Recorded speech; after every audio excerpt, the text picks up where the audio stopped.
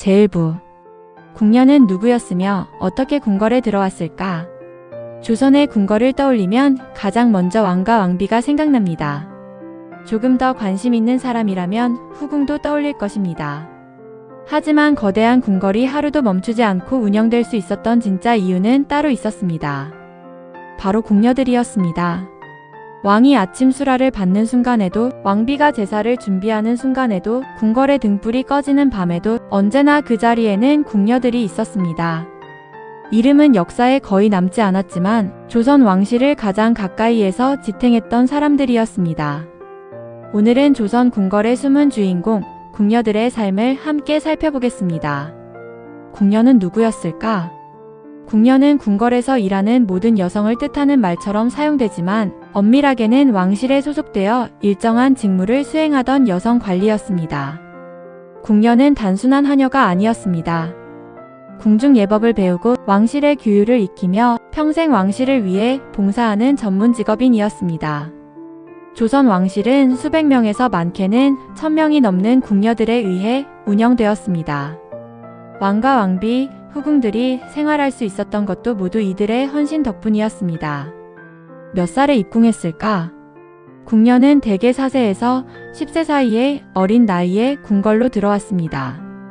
너무 어린 나이에 입궁하는 이유는 궁중의 예절과 생활 방식을 처음부터 익히게 하기 위해서였습니다.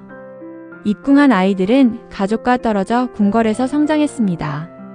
궁궐이 학교였고 상궁들이 스승이었으며 궁궐 자체가 삶의 전부가 되었습니다.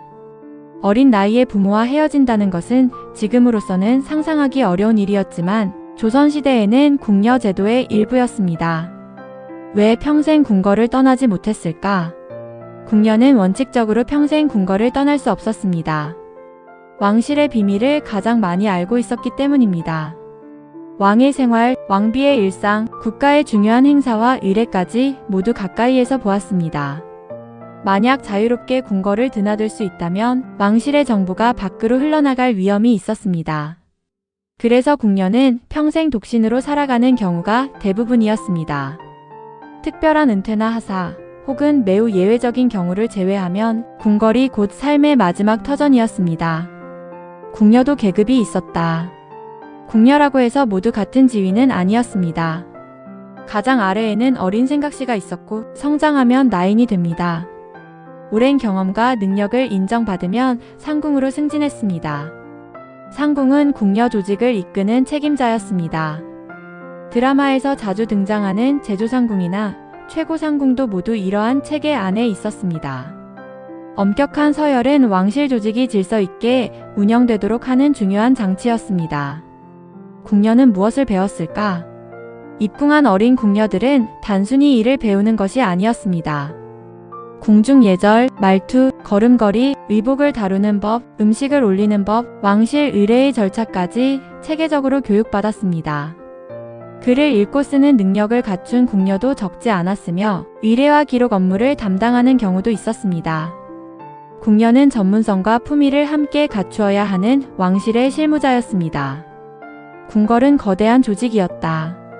궁궐은 하나의 작은 도시였습니다. 왕실 가족뿐 아니라 수백 명의 관리와 내시, 그리고 수많은 궁녀들이 함께 생활했습니다. 음식을 만드는 사람, 옷을 짓는 사람, 청소를 담당하는 사람, 왕실 의약품을 관리하는 사람, 궁중 의례를 준비하는 사람까지 모든 업무가 세분화되어 있었습니다.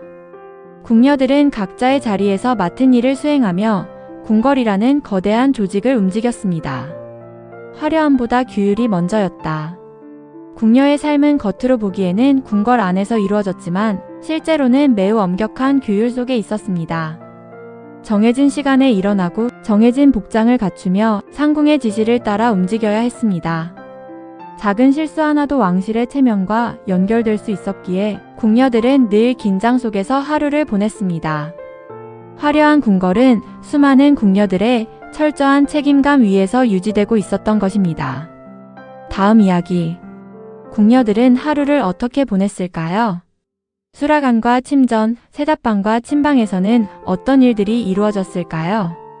또 상궁과 나인의 역할은 어떻게 달랐으며 왕과 왕비를 가장 가까이에서 모시는 궁녀들은 어떤 삶을 살았을까요? 다음 제2부에서는 궁녀들의 하루와 궁궐의 다양한 부서, 그리고 조선 왕실을 움직인 보이지 않는 손들의 이야기를 함께 살펴보겠습니다. 제2부. 궁녀의 하루 궁궐은 어떻게 움직였을까? 조선의 궁궐은 해가 뜨기 전부터 깨어났습니다. 왕보다 먼저 일어나는 사람들이 있었습니다. 바로 궁녀들이었습니다. 왕의 수라상이 준비되고 왕비의 아침 문안이 시작되며 궁궐 곳곳에 등불이 꺼지고 문이 열리는 모든 순간에는 궁녀들의 손길이 있었습니다. 이번 시간에는 궁녀들의 하루와 궁궐을 움직였던 다양한 부서를 함께 살펴보겠습니다. 새벽부터 시작되는 하루. 궁녀들의 하루는 계절에 따라 다르지만 보통 새벽 45시 무렵부터 시작되었습니다. 세수를 하고 복장을 갖춘 뒤 각자 맡은 부서로 향했습니다. 궁궐은 수백 명이 생활하는 공간이었기 때문에 하루라도 준비가 늦어지면 왕실의 일정 전체가 영향을 받을 수 있었습니다. 궁녀들에게 가장 중요한 덕목은 정확함과 성실함이었습니다. 수라간 왕의 식사를 책임지다. 궁녀들이 근무하던 대표적인 곳이 수라간입니다. 수라간은 왕과 왕비의 음식을 준비하는 궁중주방이었습니다. 여기서는 단순히 요리만 하지 않았습니다. 계절에 맞는 식재료를 고르고 음식의 온도와 맛을 확인하며 독이 들어있지 않은지까지 철저히 점검했습니다. 왕의 건강은 곧 나라의 안정과 연결되었기 때문에 수라간의 책임은 매우 컸습니다. 수라간 궁녀들은 조선 최고의 궁중요리 전문가들이었습니다. 침전 왕과 왕비를 가까이에서 모시다. 왕과 왕비의 생활 공간인 침전에도 궁녀들이 있었습니다. 이들은 왕과 왕비의 의복을 준비하고 잠자리를 정돈하며 세면과 일상생활을 보조했습니다. 왕실 가족을 가장 가까이에서 모시는 만큼 말과 행동 하나까지 매우 신중해야 했습니다. 침전 궁녀는 왕실의 비밀을 가장 많이 아는 사람들이기도 했습니다. 침방과 세답방. 궁녀들의 업무는 매우 세분화되어 있었습니다. 침방에서는 왕과 왕비, 후궁들의 옷을 만들고 수선했습니다. 왕의 골룡포와 왕비의 적에 계절마다 바뀌는 의복까지 모두 이곳에서 제작되었습니다. 한편 세답방은 왕실 의복과 이불, 각종 직물을 세탁하고 관리하는 곳이었습니다.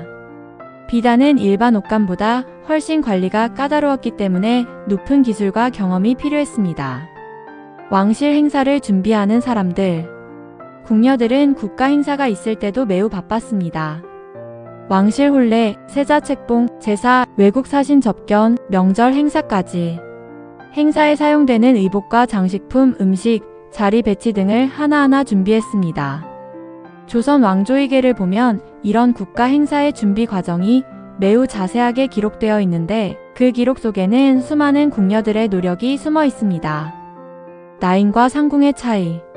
궁녀 가운데 가장 익숙한 이름은 나인과 상궁입니다. 나인은 실무를 담당하는 궁녀였습니다. 반면 상궁은 오랜 경험을 바탕으로 부서를 이끄는 책임자였습니다. 상궁은 궁녀들을 교육하고 업무를 분담하며 왕실의 예법이 제대로 지켜지는지 감독했습니다. 오늘날로 말하면 부서장이나 관리자의 역할과 비슷했습니다. 모든 궁녀가 상궁이 되는 것은 아니었으며 오랜 세월 성실하게 일하고 능력을 인정받아야만 오를 수 있는 자리였습니다. 왕실 최고의 전문가들. 궁녀들은 단순히 시중을 드는 사람이 아니었습니다. 궁중요리 전문가, 재봉 전문가, 예법 전문가, 의례 전문가, 왕실 살림을 관리하는 행정 전문가들이기도 했습니다. 한 사람이 평생 한 분야를 담당하며 기술을 익혔고 후배 궁녀들에게 그 기술을 전수했습니다. 이 덕분에 조선 왕실의 생활 문화는 수백 년 동안 일정한 수준을 유지할 수 있었습니다. 보이지 않는 손들이 만든 궁궐. 궁궐을 찾은 외국 사신들은 늘 궁궐의 질서와 정돈된 모습을 보고 감탄했습니다. 그러나 그 화려함 뒤에는 이름조차 기록되지 않은 궁녀들의 노력이 있었습니다. 왕과 왕비가 편안하게 생활할 수 있었던 것도, 국가 의례가 한치의 오차 없이 진행될 수 있었던 것도 수많은 궁녀들이 자신의 자리에서 묵묵히 책임을 다했기 때문입니다. 궁녀들은 궁궐의 가장 눈에 띄지 않는 곳에서 가장 중요한 일을 하고 있었습니다. 다음 이야기. 그렇다면 궁녀들은 정말 평생 궁궐에서만 살아야 했을까요? 결혼은 할 수 있었을까요? 그리고 궁녀들은 행복했을까요? 다음 제3부에서는 궁녀들의 인간적인 삶과 외로움, 그리고 궁궐이라는 울타리 안에서 살아야 했던 여성들의 이야기를 함께 살펴보겠습니다.